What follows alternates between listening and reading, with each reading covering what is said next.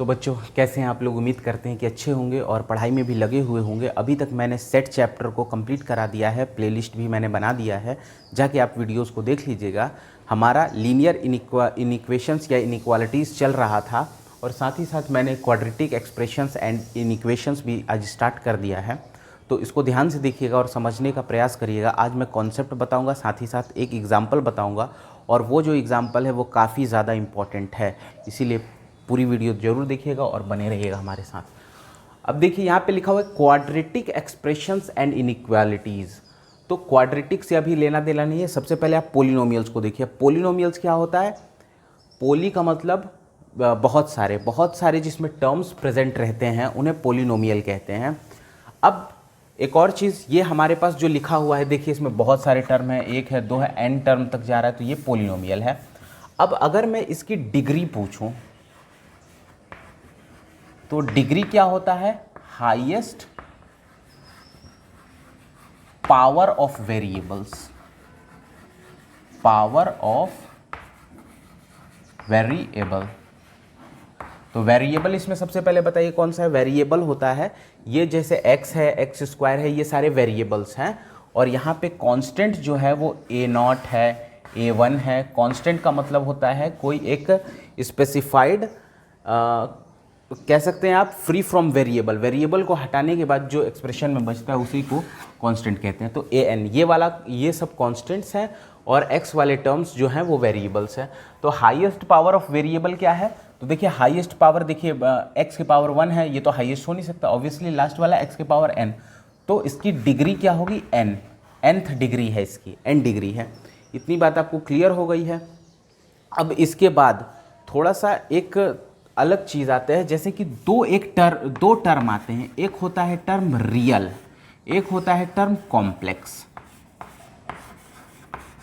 तो रियल, या ये पोलिनोमियल चल रहा है तो रियल पोलिनोमियल जोड़ दीजिए और कॉम्प्लेक्स पोलिनोमियल जोड़ दीजिए इसमें। तो सबसे पहले हम लोग रियल वाले टर्म को समझेंगे, कॉम्प्लेक्स वाले टर्म को समझेंगे, फिर समझेंगे पोलिनोमियल्स। पोलिनोमियल्स के साथ इसको जोड़ने पर क्या होता है? तो देखिए सबसे पहले रियल का मतलब होता है, रियल वो नंबर्स होते हैं जो रेशनल्स भी हो सकते हैं और इरेशनल भी हो सकते हैं, इरेशनल भी हो सकते हैं। कहने का मतलब है सारे के सारे नंबर जो माइनस इन्फानाइट से इन्फानाइट के बीच में लाई करें, वो सारे के सारे नंबर्स जो होते हैं वो रियल नंबर्स होते हैं। अब आप सोच रहे होंगे कि रियल नंबर्स में सारे नंबर्स आ गए, इसका मतलब है कि माइनस वाले भी सारे नंबर्स आ सकते हैं, पॉइंट वाले भी आ सकते हैं, रूट वाले भी इसके अंदर आ सकते हैं सारे नंबर, और साथ ही साथ और क्या आ सकते हैं? रूट वाले भी आ सकते हैं, और पॉइंट में चाहे जितनी बड़ी वैल्यू हो सारे के सारे वैल्यूज़ इसमें आ सकती है। रिपीटिंग, टर्मिनेटिंग, सब कुछ आ सकता है इसके अंदर। लेकिन अब इसमें क्या नहीं आ सकता? रियल में क्या नहीं आ सकता? तो नहीं आ सकता रूट के अंदर निगेटिव। रूट के अंदर कभी भी निगेटिव जो होता है वो रियल नंबर के अंतर्गत नहीं आ सकता है। तो ध्यान रखिएगा, सारे नंबर जितने भी दुनिया में नंबर हैं सारे के सारे हो सकते हैं रियल में, लेकिन रूट के अंदर निगेटिव नहीं हो सकता है। बस इतनी ही चीज़ है रियल में। अब कॉम्प्लेक्स में क्या होता है? जो इसमें नहीं हो सकता वो इसमें हो जाएगा। इसका मतलब है कि कॉम्प्लेक्स का मतलब होता है रूट के अंदर निगेटिव वाला टर्म को कॉम्प्लेक्स कहते हैं। एक और चीज़ याद रखिएगा, रूट के अंदर अगर निगेटिव 1 है तो उसको हम लोग आई से रिप्रेजेंट करते हैं और इसी को हम लोग आयोटा नाम देते हैं। एक नया नाम है आयोटा। कॉम्प्लेक्स क्योंकि मैंने नहीं पढ़ाया है इसलिए थोड़ी सी और जानकारी आपको दे देते हैं कि अगर कहीं रूट के अंदर -25 आपका आ रहा हो तो इसको आप ब्रेक कर सकते हैं। देखिए ऐसे √25 लिख सकते हैं इंटू √-1 लिख सकते हैं। तो √25 को 5 लिख सकते हैं, -1 को i लिख सकते हैं। और एक और चीज़, अब आप सोच रहे होंगे कि रियल का ग्राफ कहाँ बनेगा और कॉम्प्लेक्स का ग्राफ कहाँ बनेगा। तो रियल का ग्राफ बनता है रियल प्लेन में, जो हम लोग XY प्लेन पढ़ते हैं उसमें बनता है रियल का ग्राफ, और कॉम्प्लेक्स का जो ग्राफ होता है वो आर्गेंट प्लेन में बनता है। अब आर्गेंट प्लेन और इसमें रियल प्लेन में क्या अंतर है मैं उसको जब कॉम्प्लेक्स वाला चैप्टर पढ़ाऊंगा तब मैं बताऊंगा क्लियरली, क्योंकि ये वीडियो बहुत लंबी नहीं करनी है मुझे और सारे टॉपिक कंप्लीट भी आज कराने की कोशिश करूंगा मैं ज़्यादा से ज़्यादा, तो इसीलिए बस यहीं तक आप समझिए। अब real polynomial, real polynomial, real polynomial में कोफिशिएंट्स जो है, कोफिशिएंट्स ऑफ पोलिनोमियल, पोलिनोमियल के जो कोफिशिएंट्स हैं वो कैसे होंगे, रियल होंगे। पोलिनोमियल के कोफिशिएंट्स रियल होंगे तो उन्हें हम लोग रियल पोलिनोमियल कहेंगे। अगर इनके कोफिशिएंट्स कॉम्प्लेक्स हो जाते हैं तो उसको हम लोग कॉम्प्लेक्स पोलिनोमियल कहते हैं। तो रियल पोलिनोमियल के एग्जाम्पल देखिए, अगर मैं एग्जाम्पल की बात करूँ रियल पोलिनोमियल के, तो x square plus 2x plus 3, ये जो है वो हमारा रियल पोलिनोमियल। रियल क्यों है, क्योंकि देखिए एक्स स्क्वायर का कोफिशिएंट 1 एक रियल नंबर है, एक्स का कोफिशिएंट 2 एक रियल नंबर है, और बाकी ये तो रियल है ही। तो इस तरह से ये पता करेंगे। अब कॉम्प्लेक्स पोलिनोमियल की अगर हम बात करें तो 2 प्लस आई, ये देखिए 2 तो एक रियल नंबर है लेकिन प्लस आई हो गया है तो ये पूरा पूरा कॉम्प्लेक्स बन गया है। और x square plus 2x plus 3 ये कॉम्प्लेक्स पोलिनोमियल है। साथ ही साथ इसकी डिग्री बताइए क्या है, इसकी डिग्री अगर मैं पूछूं तो इसकी डिग्री 2 है, मतलब ये क्वाड्रेटिक है। इसकी अगर डिग्री पूछूं तो इसकी भी डिग्री 2 है, ये भी क्वाड्रेटिक है, लेकिन ये कॉम्प्लेक्स है। वो अब देखिए एक चीज़ और, अब आप सोच रहे होंगे कि एक में कॉम्प्लेक्स लगा है तो ठीक है, कॉम्प्लेक्स आप बता रहे हो, तो सब में अगर कॉम्प्लेक्स लगा होगा तो भी वो कॉम्प्लेक्स पोलिनोमियल के अंतर्गत ही आएगा, ध्यान रखिएगा। और एक और चीज़ ध्यान रखिएगा कि डिग्री जो है वो कभी भी ज़ीरो नहीं हो सकती। अगर आप क्वाड्रेटिक इसको लिए हैं तो अगर इसकी डिग्री का मतलब हाईएस्ट पावर का अगर कोफिशिएंट, अगर हाईएस्ट पावर का कोफिशिएंट आप अगर ज़ीरो ले लेते हो, अगर हाईएस्ट पावर का कोफिशिएंट अगर आप 0 ले लेते हो तो वो क्वाड्रेटिक नहीं रह जाएगा, क्योंकि ये इसकी हाईएस्ट पावर 2 है। जब पावर 2 होती है तो उसको क्वाड्रेटिक कहते हैं। लेकिन अगर इसमें इसका कोफिशिएंट ही अगर आप 0 ले लोगे तो ये वाला तो पूरा पार्ट खत्म हो जाएगा। तो खत्म हो जाएगा तो 2x प्लस 3 आपके पास बचेगा। तो 2x प्लस 3 जो है वो क्वाड्रेटिक नहीं होगा, ध्यान रखिएगा ये बात। तो इतनी टॉपिक ख़त्म हो गई। अब जो है वो सबसे इम्पॉर्टेंट टॉपिक आता है रूट्स का।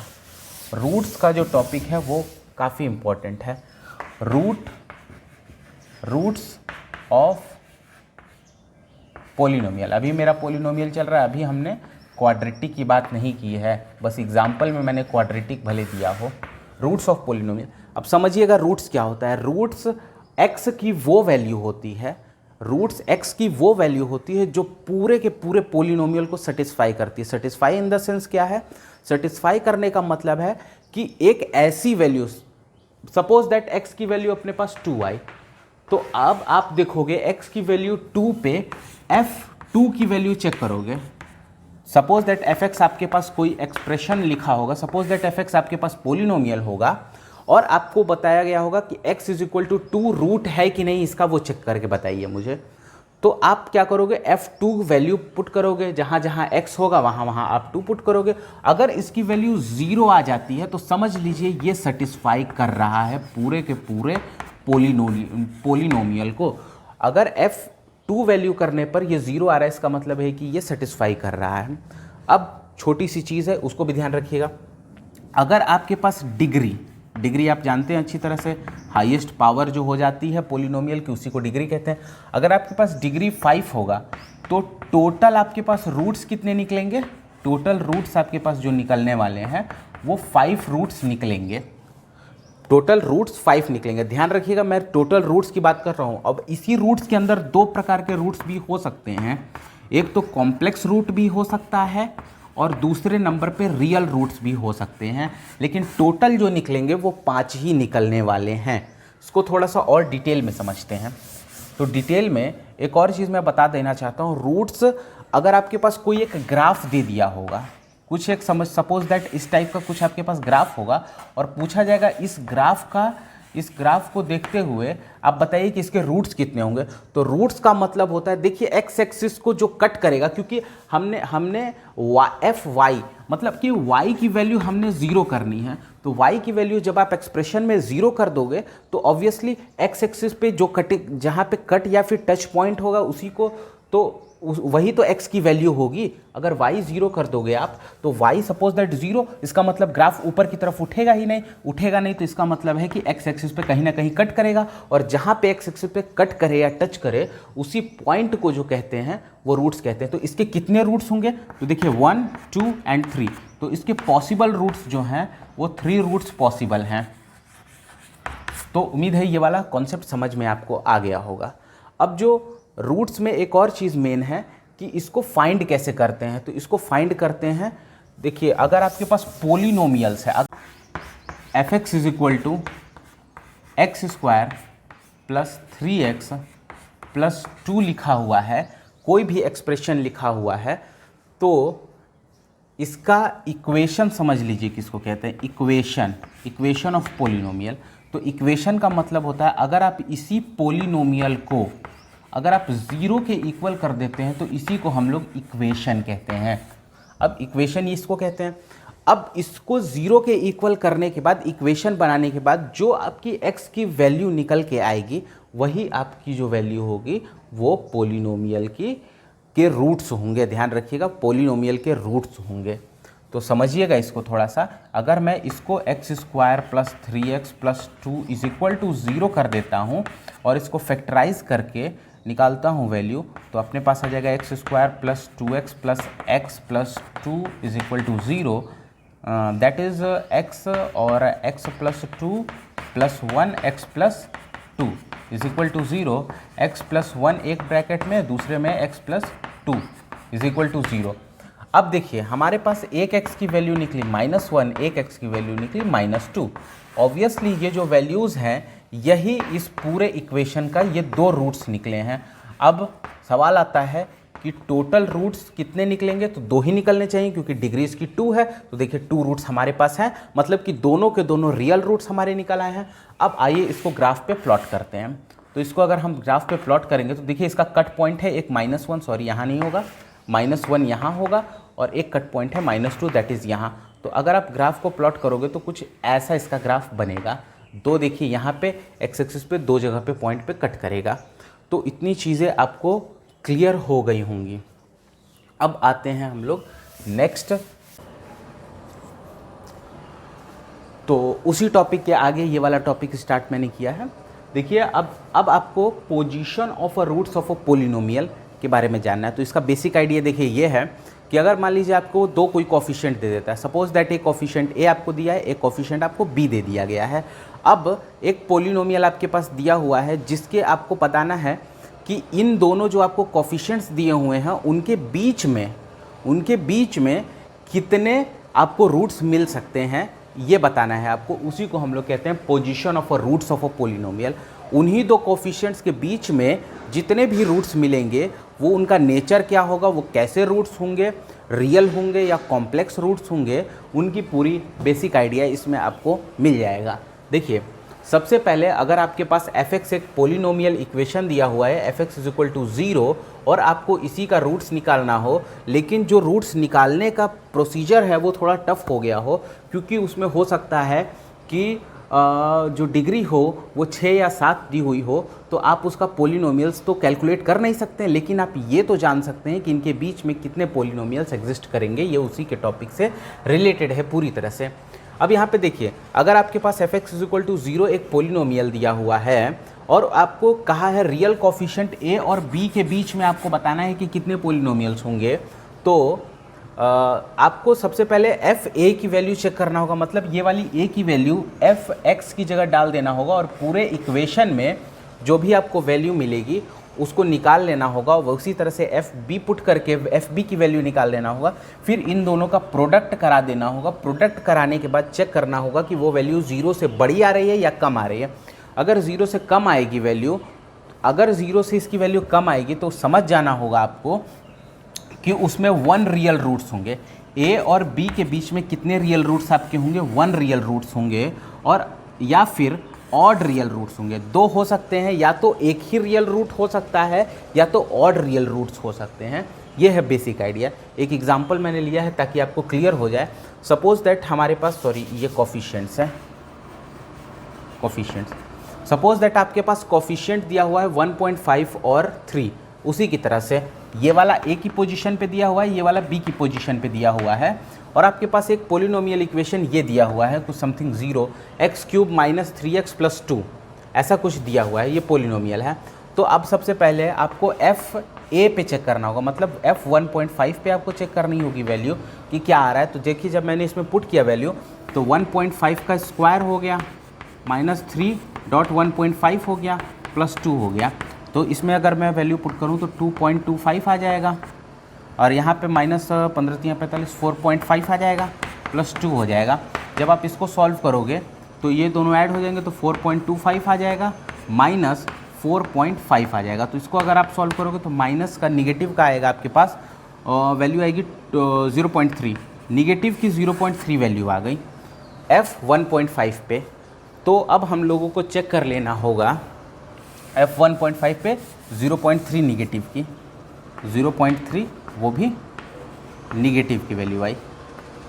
अब हमें चेक करना होगा f3 पे इसकी वैल्यू। तो देखिए 3 पे मैं चेक कर लेता हूँ, ये वाला है 3 3 9 -9 + 2 दैट इज़ इक्वल टू 2।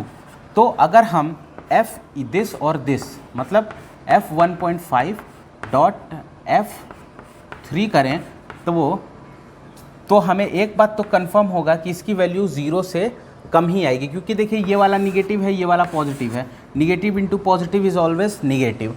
तो इसका मतलब है कि ये वैल्यू हमारी निगेटिव आ गई। निगेटिव आने का मतलब है कि अब 1.5 और 3 के बीच में या तो एक 1 रूट लाई करेगा या फिर ऑड रूट्स लाई करेंगे। आइए इसको मैं चेक कर लेता हूँ। अब तो हमारे पास इसकी अब ज़रूरत नहीं है, इसको ध्यान से देखिए, इसको देखना है। अब इसका अगर मैं रूट्स निकालूँ तो मुझे पता है कि x माइनस, देखिए 2 1 जा 2, x - 1 और x - 2 आएगा।